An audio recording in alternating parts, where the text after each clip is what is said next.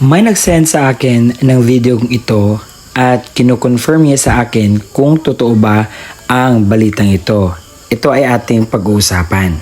May natanggap ako na katanungan at gusto niyang iklaro kung meron ba daw 13-month pay ngayong July sa mga SSS pensioners. At sa araw po na ito ay akin po itong i-clear na sa gayon po maliwanagan po ang ating mga minamahal na mga SSS pensioners.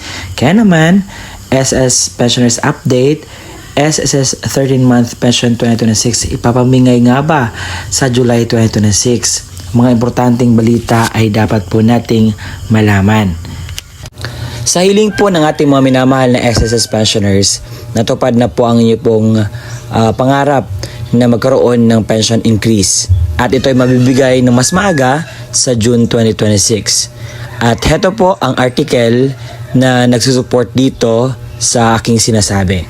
Sabi po dito, maagang implementasyon ng pension increase in support sa mga SSS pensioners. In-advance po ang pag-implement ng pension increase naka-schedule na dapat sa September.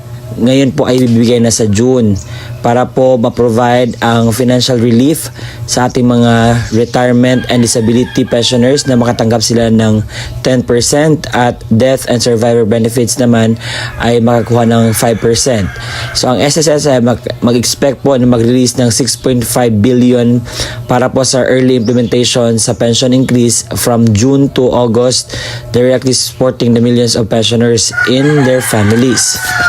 So ito ay pag-fulfill ng mandato sa SSS ay remain committed sa pag-response na kanilang mga miyembro sa mga kinakailangan nila, ensuring the prudent management and long-term sustainability of the Social Security Fund sa present future generation.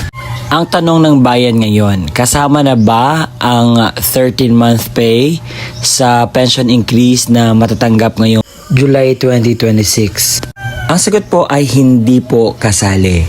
Dahil ang 13-month pay ay doon po talaga ibibigay sa December.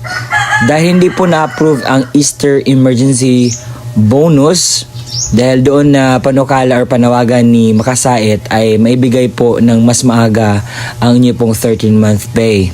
But sad to say na hindi siya na-aprubahan at ang inaprubahan po ay ang pension increase na mas maagang ibibigay.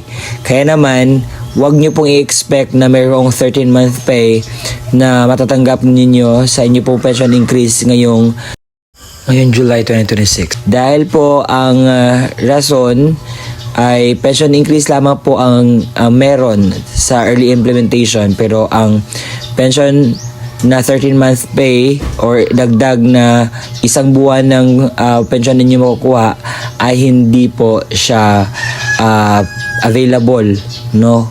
Sa mga nagtanong, wala po itong kasaling 13-month pay. Baka may nakita kayong mga vlogs dyan na kasali daw yung 13-month pay sa June 2026 ay hindi po yun totoo dahil wala po talagang pruweba or programa that supports na sabi po na ibibigay ng mas maaga ang 13-month pay ninyo.